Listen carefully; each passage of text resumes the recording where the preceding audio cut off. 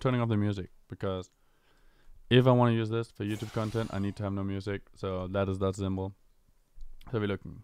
The starting items is Crippling Potion, just like Alphari did. Nothing big there. He's probably going to be playing passive early game. That's what every Jax does. If you don't know the matchup, you might try to play aggressive and you might try to outbeat Fiora, but you will not be able to beat her unless she plays really badly. There was a Garen game in Flame's history, but Flame is trolling. I'm not going to pick a game where he's trolling. Anyways, let's think. So, a little bit of water is nice. The game is starting now. Going up 8x. How does he do level 1? He skills E, obviously. That's what you want to do in Jax vs Fiora. He takes a free hit, and then he's gonna all in the Fiora. I don't know what I think of this. I think it's okay because he can win this, but the problem is once he gets in second proc, she can actually start damaging him down a lot. She can all in him, and she will win the all in if she got more procs. Honestly, this entire fight was played really well by Flame. I do think if Fiora had played slightly better, she would have won that matchup. She would have been going in on him. She could even have flashed for him. He did not have stun for a long time. She could have flashed, fought the flash, won the trade, and potentially even killed Flame, right? Definitely burning a flash on Flame, that's possible. Flame's Javelin is coming up top for very early gank. If you see, this is a very unusual gank. This is a very, very unusual gank. Fiora is not expecting it. Javelin did blue buff, red buff, and ganks. Why does he not have any buff? Oh, he does. It's just the bug right now. You see, he got both buffs. It's bugged. I was very confused there because both of them are dead. It would have made no sense. Normally, you don't see a jungler ganking pre-level 3. Everybody gets level 3 normally. There's not a gank she's expecting. She might die to it. There's definitely a good possibility that she dies to it. Okay, he got a nice stun just the second it disappeared. A flash from Javelin, and that's a free kill. That's a first blood. That is very, very nice. Very good play by both of them. The stun from Jax came out just at the end. Like perfect time.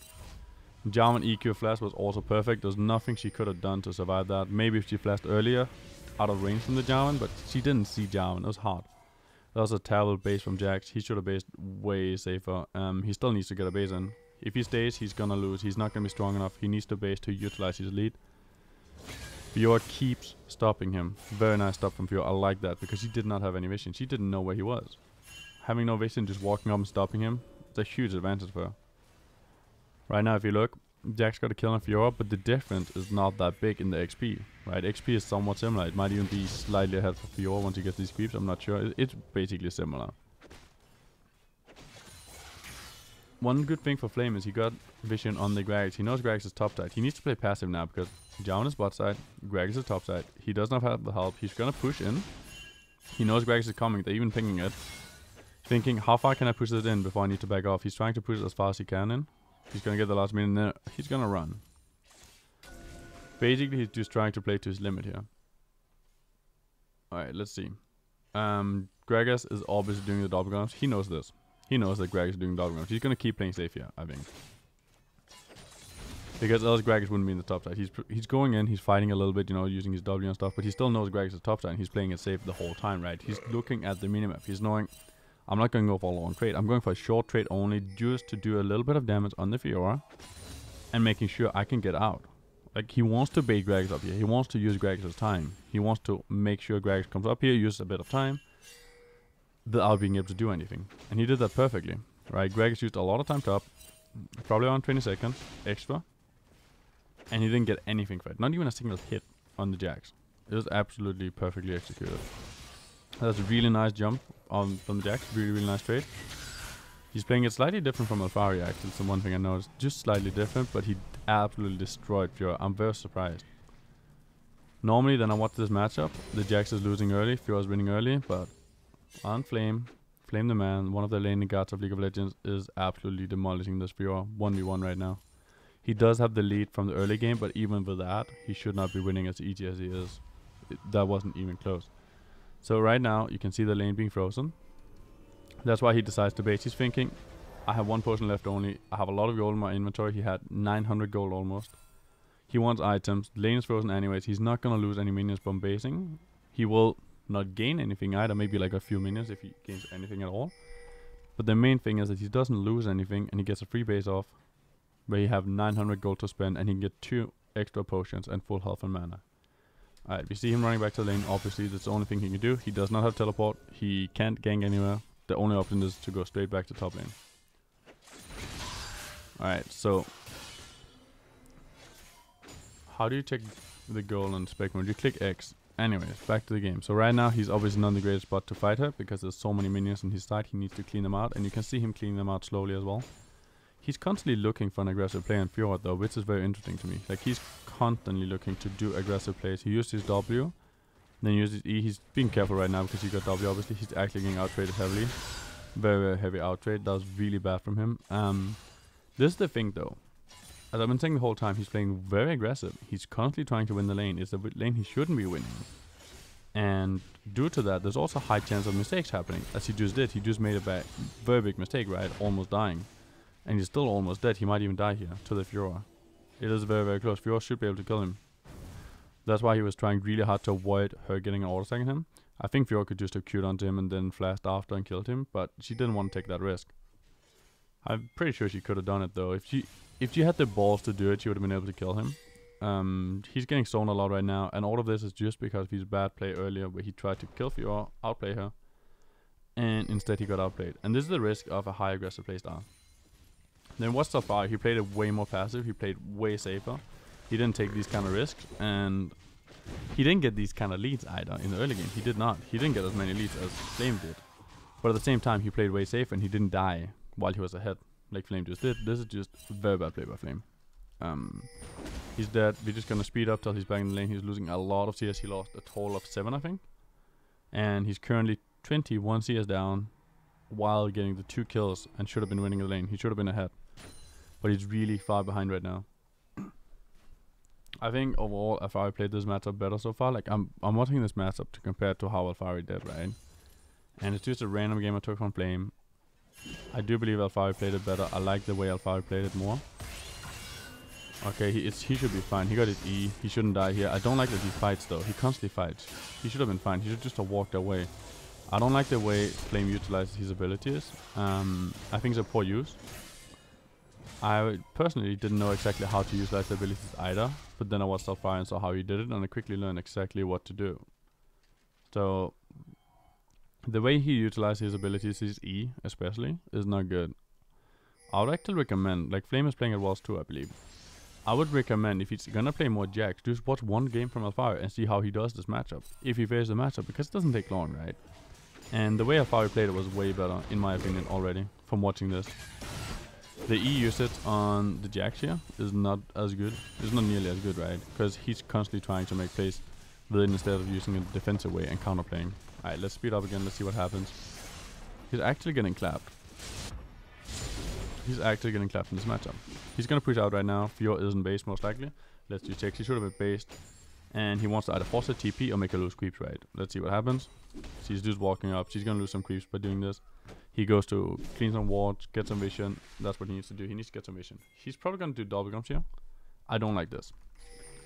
So the problem with Jax is, let's look at items. He does have a little lifesteal on Dawn's Blade. That's nice. But the problem is that Jax does not have much lifesteal and does not have much regen or healing for that sake.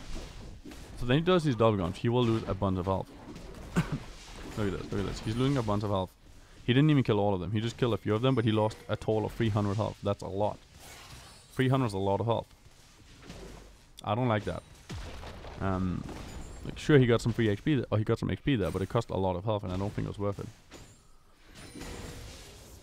Let's see what he does. Let's see how he trades next time. He's still trying to constantly fight Fiora. He doesn't fear her. He's been dying a lot to her. He's been out-traded by her every single time. And he still does not fear her at all. He's still just as confident, constantly going in, wanting to fight her. I feel like... Oh, this is a good E. This was a really good E. This is exactly how Alphari would use the E every single time that I watched him. I think he could have gone further. He could have done more damage to her, but this was fine. That E was really nice because it was after she used her W, right? What Alphari mostly did was he kept auto-attacking, auto-attacking, auto-attacking till she used W and then he E'd. Where what Flame does, he tries to predict it all the time, and in that case it's a 50-50 situation, and you can very easily die. For example, right here he does it again, right? Cylinder's tops, it's fine, he won't lose, but he did the exact same thing as he's been doing all the other times. And from watching the other game that Alphari played against Fiora, I noticed that wasn't necessary. You don't need to do that. You don't need to use your E to win the fight. You can use your E afterwards. Alright, let's see what happens. He's just staying here. There's no reason to stay. They can't kill the Victor. He stayed to try and help out his team in case they're gonna fight. Which means he's wasting time right now. Another thing he should have done, he should have froze the wave. Because he stayed, he should have froze the wave so he doesn't lose it to the mid tower right now. Overall, he's losing a lot of minions because of all this. By staying extra time and by not freezing it. Oh, well, let's look at the gold. Let's look at the gold. He's 2-2-1 to 3-3-0. He's been having a lot of help in this matchup, I think. He's actually had more help than Fiora. And he's 400 gold down. And how's the XP looking? The XP is 30% of a level roughly. So he's going in Fiora. He got a nice stun on her. This was good. I don't think he will necessarily win this one because she's getting a lot of wild health proc. She got way too many wild proc. I do believe that it's better to use the E in a different way. I would like him using it later than he's using them. Alright, let's see what's happening. He's gonna move down. I don't know why he's moving down. He's just gonna stay in the lane, I think. He's just running around randomly doing nothing. Maybe it's to distract Fiora. Maybe she's gonna think he warded. There's a lot of things right there that she could think he did right in that time. So he's going him. He's fighting her. I like this. I like what he's doing here. This is nice. He still have his E. He should be completely fine. He is gonna just walk away. She might flash. No, she did not flash. She could have flashed and tried to kill him because he did not have his ultimate anymore. He does have flash as well, but I think she could have killed him though. But either way, she still won out in the trade, right? She did what she needed to do and she didn't take any risk. I like what she did. Even though she could have killed him, she didn't go for it. She wasn't greedy. He's going on her here. I don't like this that much. I think this is really greedy. Orianna is dead though, and they do get the kill. It was still really, really greedy. I think if she played it perfectly, she could have done something against him. He's keep going. He's gonna keep going. He's gonna die to the tower. He's being very, very, very greedy. Yeah. Like, there's nothing more to put. He's just being very, very greedy. And from watching these two different pro players, oh, this is very, very nice. I missed out how that ended up happening. She didn't even W. She could have W the stun. Wing now, she will probably... She's dead. But if you notice, if you look at this, right? If you look at this. She's 4-4-0. 20 CS up. Alphari, oh, not Alphari, sorry. Flame is 3-3-1. So he's basically 600 gold behind still. And he's XP behind as well. I don't know how much. Probably not much. Okay, actually, that's a lot. And... do you guys remember how many times Jarvan and Orianna have been top? They've been top constantly. Fiora have gone so much less help in this matchup. She's playing it so much better. I don't know who Redmin Wu 73 is, but he's playing way better than Flame is in this matchup. He knows the matchup much better, that's for sure. It is a very hard matchup to play. Don't get me wrong, it's very hard to play and you need to know how to play it. And I think Flame lacks a bit of knowledge in that department. Just because of what Alphari played and he played it so much better. And what Alphari did made more sense. But also that's something that's hard to know. Like by playing the matchup itself, it's really hard to find out how do I want to play this matchup because it's such a highly technical skilled matchup with the mechanics. That it's hard to figure out exactly how do you want to use those mechanics. So there's a massive difference there. And I think it's a lot of knowledge based while being heavy mechanic. That's what makes this matchup so difficult. Let's see if he used his E early. He did again. This is exactly what he's been doing all the time. If Fiora ever W's it, he's dead. That's why I don't like it, and I prefer the style that Alphari used, where he just doesn't fucking E, and he just uses it after she W's, because then she wins. Okay, he goes in on her. He's being greedy. Jawn is not even there. He's trying to 1v1 her. He gets a nice stun on her there. She used the W early. That's something to note, though. That's why I'm saying it's a very 50-50 thing, right? Because she W's early, and he doesn't activate E. She's fucked. So it's all about 50-50 because Jax have a small window of time where he can either say, I'm going to make it run all the way out, or I'm going to activate it early. And Fiora needs to kind of predict that one. So he's pushing down. This is good. He can't do anything else than push. He knows that Fiora doesn't have teleport. He should just continue to push. Nothing can really stop him here. He should be hitting the tower for one wave, I think. He bases in the tower range.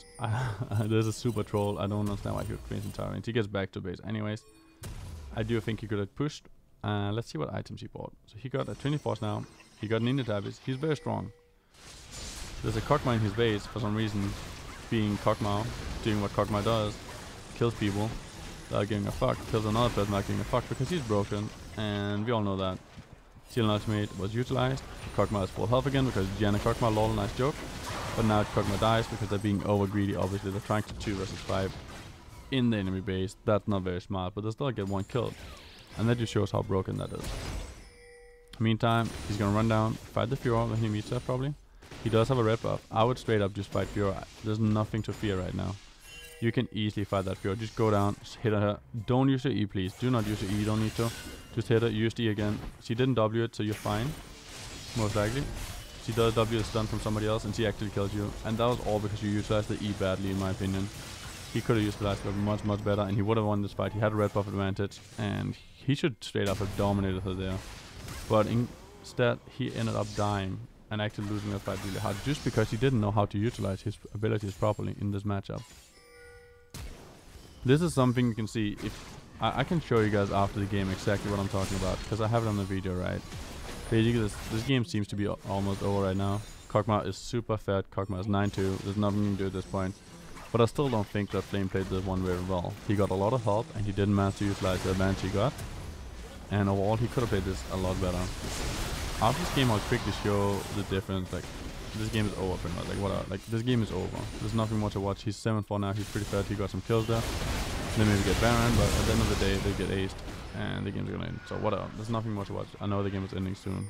It's like over in 2 minutes. So let's exit this one. In the meantime, let's go look at